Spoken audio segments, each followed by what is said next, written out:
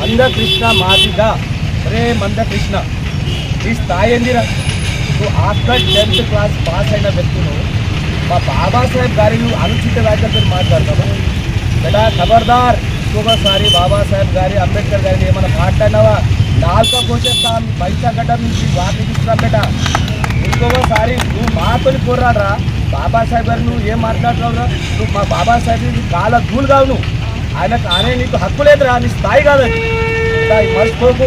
ఇంకొక విషయం చెప్తున్నాము, మా లక్ష్మణ్ జాడే అని మా యూట్యూబ్ ఛానల్ వ్యక్తి ఉంటాడు, చాలా సోదరుడు. ఆయనకు పదే పదే టార్గెట్ చేసుకుంటా ఫోన్లతో మీరు దాడి చేస్తున్నారు కదా. నేను లక్ష్మణ్ జాడే అన్న మీకు ఒకటే మాట చెప్తున్నాం, ఈ భయపడే సమస్య లేదు. ఈ పైసల నుంచి మీ కోసం మీకు మొత్తం మాల సమాజం మీకు ఉంటుంది, మీకు భయపడే అవసరం లేదు. ఈ వీడియో మీరు వైరల్ చేసుకోండి, ఏమైనా వేసుకోండి.